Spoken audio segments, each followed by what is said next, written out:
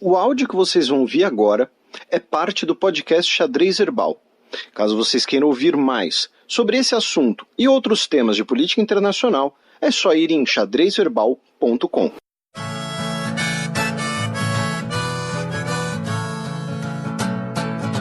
Coluna aberta.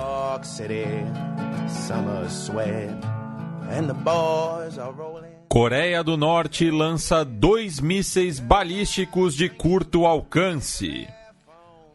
Coreia do Norte fez esse teste militar, né, na última quinta-feira, dia 25. Horário, né, na verdade era quarta-noite ainda aqui no Brasil e era quinta-feira lá na Coreia, né? Sempre tem essa questão do fuso horário que às vezes atrapalha um pouco a gente, né, passar as datas corretamente. Segundo o Comando Militar da Coreia do Sul, os 2 mísseis voaram por cerca de 430 quilômetros ao leste e caíram no oceano. Eles não chegaram a entrar no espaço aéreo japonês, tá? Não chegaram a entrar e não caíram também na zona marítima japonesa, tá? Então, foi, digamos assim, foi um teste de pequenas proporções. Talvez tenha... E aí você tem 2 possibilidades de interpretação, né? Lembrando que a gente já fez uma extensíssima cobertura da questão nuclear da Coreia. Modéstia à parte, talvez a melhor em português, tá? E, inclusive, né, teve aquele programa que a gente fez aquele momento Eu Avisei, que não resistimos. E nós temos 2 interpretações, né, sobre esse teste. Foi o primeiro teste, né, depois do encontro entre o Trump e o Kim Jong-un, né, em junho, no final de junho, quando o Trump ele brevemente entrou na Coreia do Norte. Antes disso, tivemos um teste em maio, tá? E, finalmente, em fevereiro, tivemos a cúpula de Hanoi, tá? Então, nós temos 2 elementos interpretativos. O primeiro é que a Coreia do Norte fez isso como um sinal de frustração, digamos assim, de olha, a gente vai voltar a conversar ou não vai, a gente vai negociar ou não vai, né? A Coreia do Sul e os Estados Unidos estariam negociando a realização de um exercício militar em conjunto, novamente. Então, pode ter sido um recado político, digamos assim, tá? E isso foi, inclusive, né, parte do comunicado oficial da agência de notícias norte-coreana, né, dizendo que a Coreia do Sul deveria deixar de importar armas de alta tecnologia e realizar exercícios militares com inimigos, né, da Coreia e voltar a dialogar, né? Não podemos deixar de desenvolver sistemas de armas superpoderosos para remover as ameaças potenciais diretas à segurança do nosso país que existem ao sul, tá? A Coreia do Sul deve, né, retomar as conversas, não ignorar alertas, disse que ficou satisfeito com a trajetória de baixa altitude do equipamento, dizendo que, né, isso dificultaria a sua interceptação. E aí entra a segunda interpretação possível, que é que tenham usado o aviso geopolítico, digamos assim, para conduzir de fato um teste. Porque assim, a Coreia do Norte, ela já passou do momento, por conta de todos os últimos envolvimentos, de conduzir testes e disparos de mísseis por disparar, a esmo, digamos assim, né? Apenas para criar alertas ou, enfim, para gerar repercussão, esse tipo de coisa, como ela já fez anteriormente, né? Como ela fez, por exemplo, em 2016, 2017, em algumas situações. Nesse caso aqui, pode ter sido, de fato, um teste para alguma nova tecnologia, algum novo combustível, né? Alguma nova adaptação. São, como, né, a própria notícia diz, são mísseis de curto alcance, mas mísseis de curto alcance significa que eles ainda alcançam a Coreia do Sul, tá?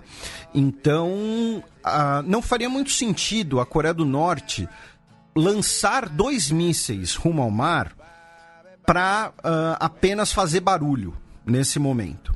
Então é possível que tenha sido de fato um teste para algum elemento novo da Coreia do Norte. E junto com tudo isso, também foram divulgadas imagens do Kim Jong-un inspecionando um estaleiro onde a Coreia do Norte estaria construindo um submarino. Tá? Lembrando que a Coreia do Norte também já testou o lançamento de mísseis via submarinos. Essa é uma arma estratégica importantíssima e isso pode estar relacionado, né? Esses mísseis de curto alcance com essa construção de submarino, enfim.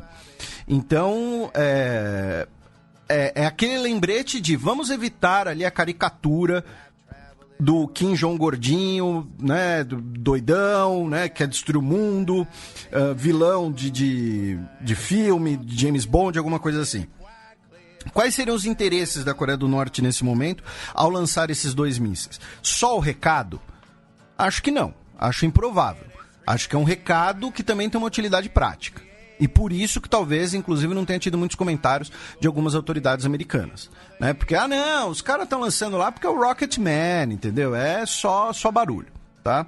Então, essa acabou sendo talvez, né, a principal notícia em relação à Ásia-Pacífico dessa semana. E agora a gente vai passar algumas outras, né, brevemente.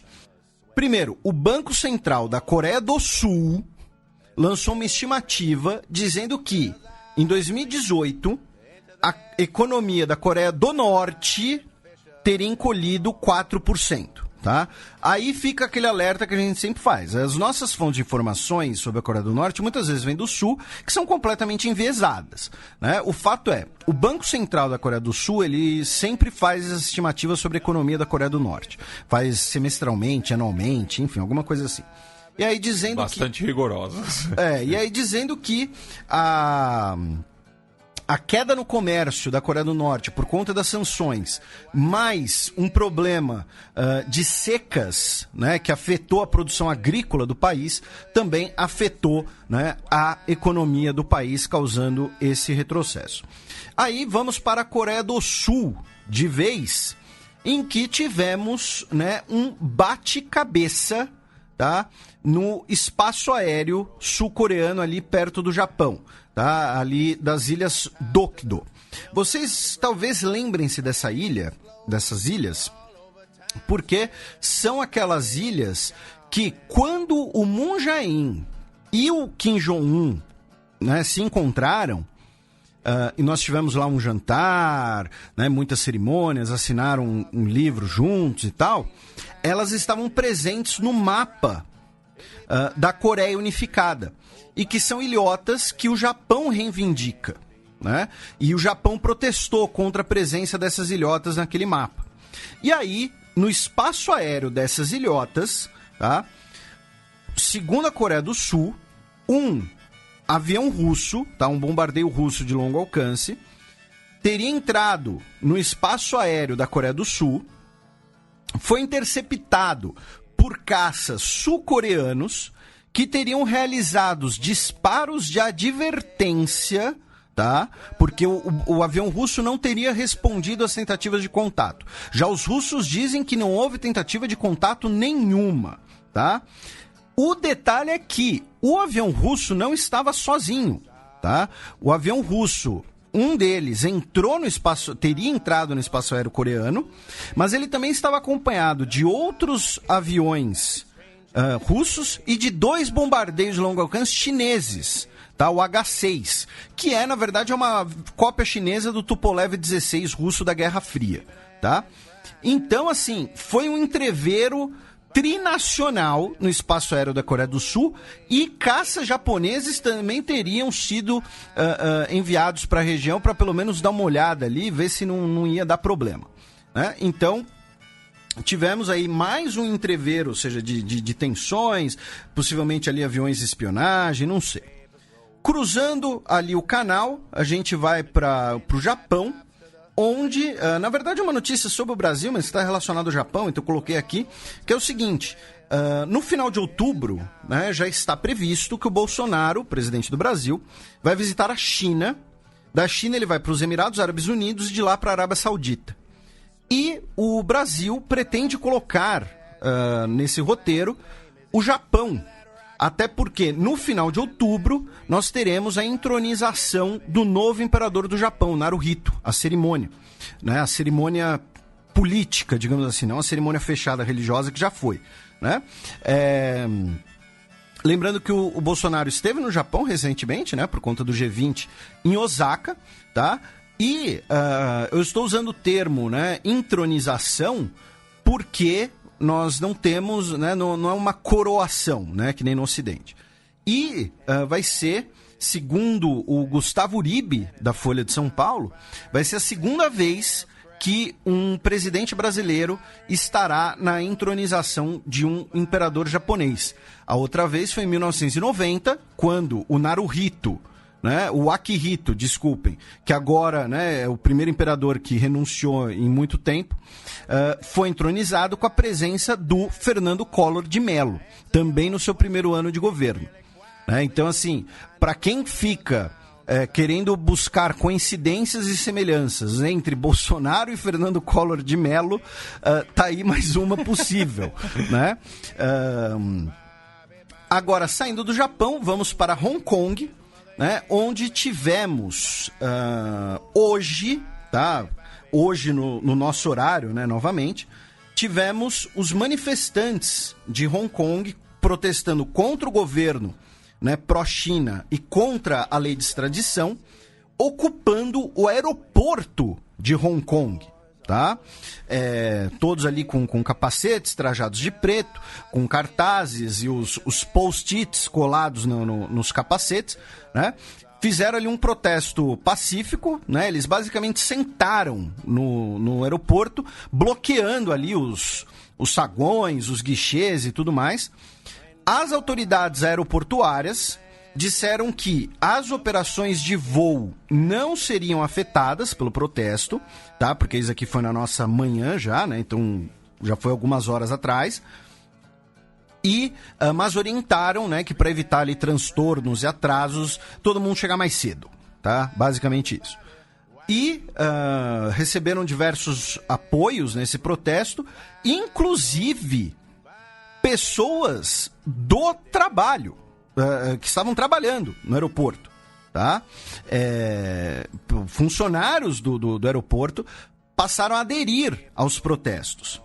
E junto com isso, cerca de 15 mil pessoas, incluindo aí pilotos, comissários de bordo e tudo mais, assinaram um abaixo-assinado, uma petição, né, pedindo para que o governo processe as pessoas que agrediram os manifestantes em datas anteriores. E aí a gente vai chegar na outra parte importante de Hong Kong dessa semana, que muita gente mandou no Twitter, né? Muita gente ficou chocado, surpreso e tudo mais, que foi o seguinte: antes, né, no domingo, dia 21, nós tivemos protestos, mais protestos contra o governo pró-China, tá? E, nesse caso, os manifestantes foram atacados em uma estação de metrô de Hong Kong, do bairro de Yuen Long, que é um dos territórios expandidos ali. Não é na ilha de Hong Kong, são os novos territórios, né? Os territórios ali em volta. E o que acontece? Vocês podem ver imagens, né, que são... os manifestantes estão de preto e os agressores, né, os pró-Pequim, digamos assim, estão de branco, com pedaços de pau ou canos ali, né, pedaços de metal e tudo mais. E eles começam a atacar os manifestantes, agredi-los, várias pessoas ficaram feridas, as autoridades teriam demorado a responder, o comandante do policiamento local respondeu uma pergunta da imprensa dizendo: não sei se demoramos para responder aos chamados porque eu estou sem relógio. né? E aí depois tiraram lá as informações de contato dele, do site e tudo mais. Eles disseram que inclusive parte do atraso foi porque policiais de Hong Kong estavam operando em outras regiões que também tiveram protestos. Só que os manifestantes e os políticos pró-Hong Kong estão dizendo que esses caras de camisa branca que agrediram os manifestantes são, né, na verdade, mafiosos da tríade chinesa, porque a tríade controla esse bairro de Wenlong, tá? E eles teriam sido ali contratados ou incentivados pelo governo pró-Pequim a partir para a violência contra os manifestantes. Nesse sentido, um político pró-China chamado Junius Ho, saíram imagens dele, vídeos, tá? Que ele estava cumprimentando vários desses homens de camiseta branca, cumprimentando eles, incentivando eles e dizendo que eles mereciam se orgulhar do seu trabalho duro, tá? Aí o Junius Ho disse que ele estava apenas ali com um evento com eleitores dele, tudo normal, né? Era apenas ali, estava lá com os caras estavam de branco, o que eu posso fazer? Nisso, o túmulo dos pais dele foram atacados, foram vandalizados. Só que, o que acontece? Nesse meio tempo, a polícia, até por pressão, né, das imagens, por pressão internacional, teve que tomar, né, alguma decisão e 6 pessoas já foram detidas. Desses 6, 2 tinham ligação com uma máfia chamada Wo Xing Wo, tá? Que é uma das mais tradicionais tríades de Hong Kong. Só para comparar assim, tá, gente? Na China o termo tríade é parecido com a conotação do termo Yakuza no Japão, né? Inclusive, exporta, né? Sim. Principalmente na costa oeste dos Estados Unidos. E aí tem gente dizendo que os túmulos dos pais do Junius Ho, na verdade, foram atacados pela tríade em, digamos assim, um aviso do tipo, olha, você foi lá, contratou a gente pra bater nos caras e agora tá jogando os nossos membros pros leões, pra polícia. Então, assim, tá uma disputa forte de narrativas, de versões, tá? O governo diz que esse pessoal de branco foram agressores, que tem que ser presos, tem que ser detidos, que eram apenas manifestantes pró-Pequim. Então, assim, o governo está dizendo, você tem os manifestantes pró-Hong Kong, então teve os manifestantes pró-Pequim também. E o pessoal de Hong Kong está dizendo, não, esses caras são mafiosos, são da tríade, e eles foram contratados pelo governo para bater nas pessoas, tá? Porque ficaria muito mal, né, se o governo mandasse o exército ou mais polícia ainda. Enfim, tivemos várias pessoas feridas, tá? Algumas, inclusive, com alguma gravidade. Se não me engano, teve um rapaz que perdeu um olho, tá? Por conta de uma agressão com algum objeto, uma barra de metal, não sei, no rosto. Então, e a gente, né, tem as duas versões aí, não sabemos ainda direito o que se passou. Na Índia, né, depois de ter abortado o lançamento da sonda não tripulada Chandrayaan para a Lua, né, a missão decolou, tá? Na segunda-feira, dia 22, a sonda vai, né, a Chandrayaan 2, ela vai para o Polo Sul da Lua, tá? Veremos aí, né, o termo significa justamente veículo lunar em sânscrito, tá? E deve pousar, né, no Polo Sul lunar no dia 7 de setembro, de acordo com a Agência Espacial Indiana, certo? Então, mas dessa vez o foguetão subiu e deu tudo certo, tá? Inclusive, se vocês forem olhar na foto da Reuters, o fotógrafo deve ficar do pé da vida, cara. Porque assim, tá tipo a foto assim, bonita, o foguetão subindo e tal, e um pássaro aqui quase na frente do foguete zoou a foto do cara, né, do Ravi Kumar, né? Então um abraço aí pro nosso ouvinte, o fotógrafo da Reuters indiana, o Ravi Kumar. O novo premier de Papua Nova Guiné assumiu o cargo essa semana. Ele disse que o país não será mais dependente da Austrália nos próximos 10 anos, que o país vai se tornar um país emergente, buscando parceiros por todo o mundo e vai se tornar um dos maiores centros comerciais do mundo, tá? E ele disse, tá? Ele usou o termo dizendo que Papua Nova Guiné vai ser a richest black Christian nation on earth, tá? Vai ser a nação cristã negra mais rica do mundo. Tá? Não sei exatamente porque ele fez esse recorte. Ele é negro, inclusive, né? Inclusive, eu acabei de me tocar que eu não falei o nome do novo premier, né? O James Marape, tá? Peço desculpas aí ao Jaimão, entendeu? Por ter vacilado aí no nome. Mas, enfim, ele assumiu dizendo que, olhem, até 10 anos, né? E ele, claro, ele disse, a gente é muito grato à ajuda da Austrália, a Austrália será ainda nosso maior parceiro, né? Ele vai visitar a Austrália depois de ter assumido e tudo mais, porém, também não podemos apenas depender da Austrália, né? Então, assim, chegou aí com um discurso ambicioso, lembrando que Papua Nova Guiné vai passar esse ano por um referendo envolvendo a possível separação de uma de suas ilhas, que é uma ilha muito rica em recursos naturais. Papua Nova Guiné tem tem essas ilhas no Pacífico, né, que algumas são tragicamente famosas, inclusive, porque tem umas ilhas que meio que desapareceram, que são muito ricas em recursos naturais, né, em metais, por exemplo. Então tem ilhas que são, assim, basicamente uma grande escavação. Tá? Então, ele provavelmente está mencionando isso, né, quando ele fala aí de Papua Nova Guiné vai se tornar aí uma potência econômica. E, finalmente, o japonês Yukiya Amano faleceu na segunda-feira, dia 22, aos 72 anos. Ele que era diretor-geral da Agência Internacional de Energia Atômica, né, a IEA, que nos últimos 10 anos, sob a direção dele, né, teve um papel central na questão do Irã.